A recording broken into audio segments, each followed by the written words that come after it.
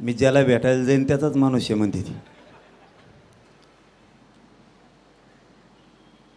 पण माझी प्रामाणिक भूमिका असती, जिथं जिथं समाजावरती अन्याय होईल त्या त्या ठिकाणी आम्ही सगळेजण धावून जातो. त्याच्यात मात्र कसलीही काटकसर आम्ही कधीच करत नाही आणि कधी करणारसुद्धा नाही.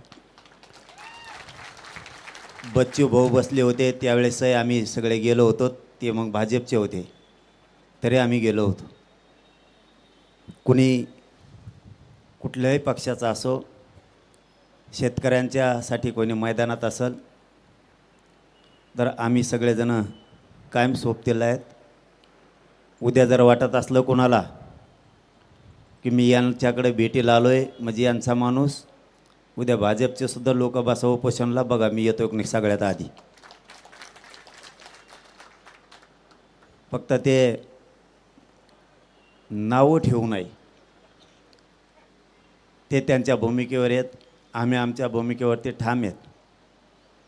भूमिका शेतकऱ्याची आपण सगळ्यांनी बळ दिलं पाहिजे. त्यांनी मला एक आत्ता जी आर दाखवला आहे, त्याच्यात त्यांनी सांगितलं शब्दाचा खेळ कसा असतो. भाऊ 3 वर्ष झालं मी तेच बघून बघून बेजार झालो आहे. कोंकड कानान कोंकड मात्र हानतीन, तळाला मिळणे मग अवपोषण करू करू फेस पाडीला आहे त्यांनी. तुम्हाला तर त्याच्यातलं लवकर कळलंच पाहिजे कुंकड काय हो केलं आणि काय नाही ते. आईला पण मग एक प्रश्न आहे राव, तुम्हाला उपोषणला बसायची वेळच नाही यायला पाहिजे. मोदी साहेब पवार साहेबाला तांब्या भरून पाणी देते.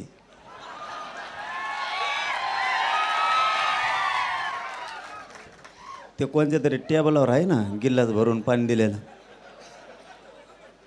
आणि मग मोदी साहेब जर एवढा जीव लावते तुम्ही उपोषणाला बसून का मग हाडकं मोडून घ्यायला लागले उगाच. पवार साहेबाला सांगा एक फोन फिरावं म्हणा तिकडं, काय जेवण कशाला ताण घ्यायचा उगाच, शेतकऱ्याचं तरी कल्याण होईल.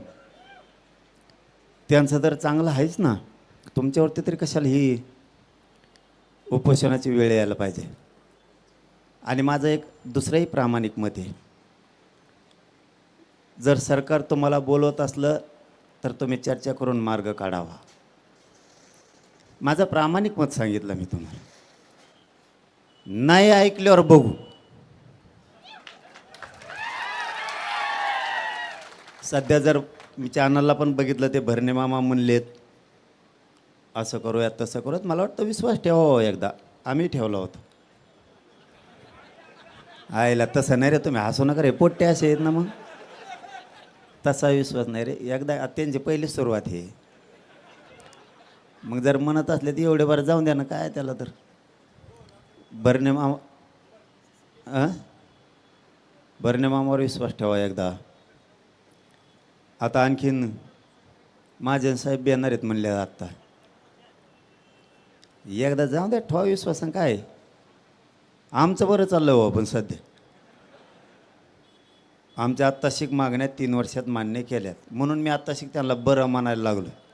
तरी त्यांना दाखवता आज जोडी तुक्का काय इकडे गेल्यावर. कारण आता सध्या जी आर काढणं चालू आहे शिक्षणाचे, मराठा आणि कुणबीचं मंत्रालयाचं काढणं चालू आहे. आता चांगलं काम करतात म्हणल्यावर चांगलं म्हणायचे मला सवय नसतं, नंतर लयत असतो मी घोडे. त्यामुळं खरंच सध्या काम करतात, त्याच्यामुळं मी काय सध्या बोला ना हवा त्यांना. परत तुम्ही म्हणता फुटला काय चाललंय सध्या. आपले विखे पाटील साहेब काम करतात, ते जी आर काढायलेत. आमच्यामध्ये होरगडाला लाड भाऊ आलेत, प्रसाद लाड साहेब. त्याने आधी मला चांगले घोडे लावले, मी बी त्यांना रेटून लावले होते तेवढे. आता आम्ही पक्के मित्र झालो ह्या निमित्ताने. कमीत कमी आता विखे पाटील साहेब आणि प्रसाद लाड साहेब चांगलं काम करायला लागलेत. म्हणजे आमच्याबद्दल बोलतो बरं का, तुमच्याबद्दल नाही. आमचं चांगलं चाललं आहे, जी आर काढणं सुरू झालं आहे. त्यामुळे आम्ही शाबासकी पण दिले. तितक्या मोठ्या मनाचे संस्कार आमच्यावरती आमच्या समाजानं केले सुद्धा. आणि राहिलेलेही कामं ते 22 तारखेपर्यंत करतोयत म्हणलेत. मग मला विश्वास थोडा पडला त्यांचा, म्हणून तुम्हाला बी ठेवा म्हणलो आल्या सरशी मी. म्हणजे आता आऊत हाणायला उभा राहिलो तर सगळंच आऊत हाणायला लागलो तर आपण. जर सरकार शेतकऱ्यांच्या बाजूनं तुमचा शब्द ऐकून जर पॉझिटिव्ह काही निर्णय घेणार असाल तर तुम्ही घ्यावं, चर्चेला जावं. उपोषण लय करू नका, लय बेकार आहे उपोषण. तुम्हाला काय सांगू भाऊ, तुम्हाला आता कळन. आता तुम्ही बसलात ना, तुम्ही एक 2-1 महिन्याने मला फोन केला करा, परदेशी केलता ना तसा 2-1 महिन्याने करा. तुम्ही म्हणते नाही आली उगच बसलो आहे, तिच्या यायला वैतागच झालं आहे. कारण चांगल्याच चांगल्याच्या बरगाड्या मोडा त्या दो लय बेकार आहे. मी आत्ता गाडीत गोळ्या घेतल्यात बार्शीच्या पुढं आल्या, इतकी प्रचंड आग होती.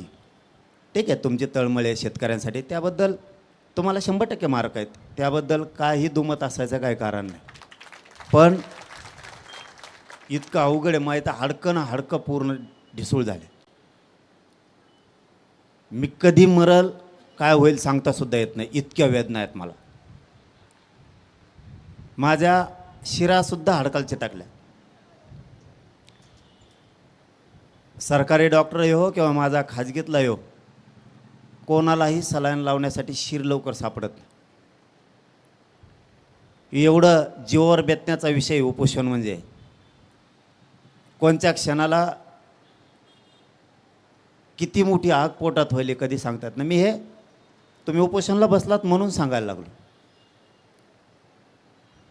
ना समाजाला आपल्या चेहऱ्याकडे बघू वाटतं त्यावेळेस, ना आपल्या जीवनात आपल्या जीवाचे काय हाल चालू आहे तर काय घालमेले, कोणत्या टायमाला किती अंग थरथर कापल, कधी चक्कर येईल काही सांगता येत नाही.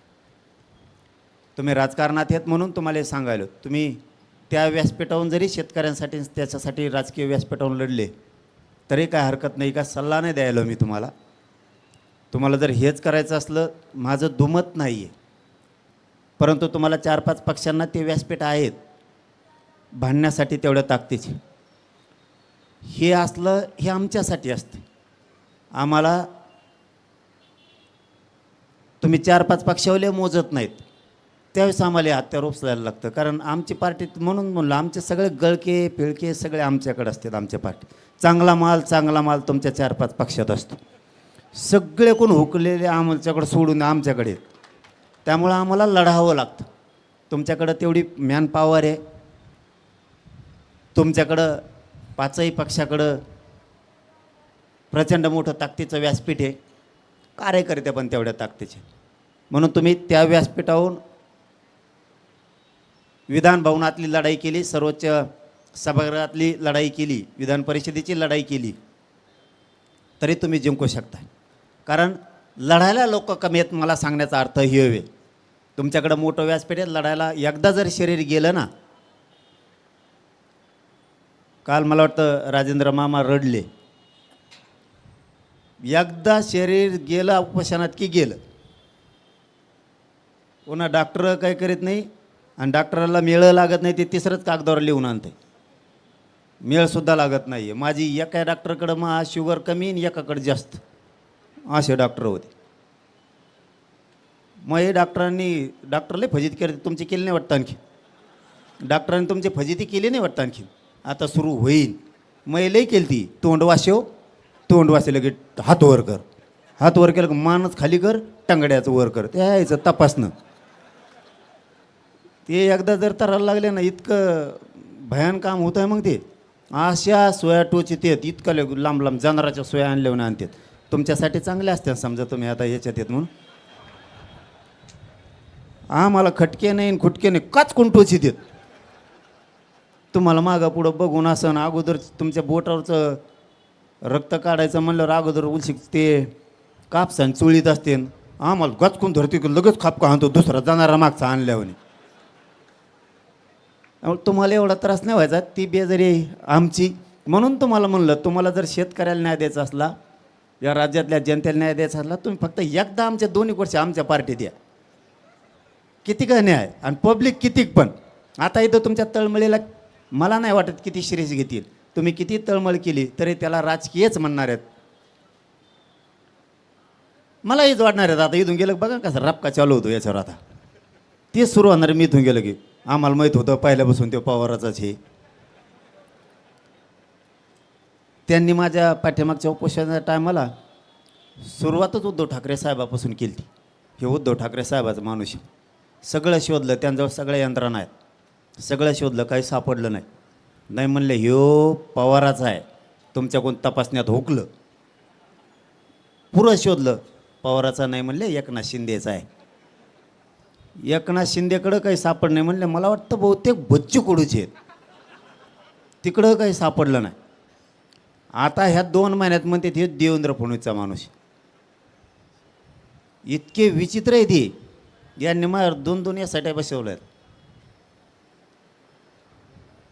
हे पैसे कुठून येतात, डिझेल कुठून टाकीतो. अरे मराठी काय एवढे कमजोर आहेत का काय, त्यांच्याच गाड्या तेच डिझेल टाकीत आहेत. मी फुकट बसवतो त्याच्यात, माझ्याजवळ काय घंट्या द्यायला आणि घ्यायला, माझ्याजवळ पैसे नाही आणि गाडीही नाही.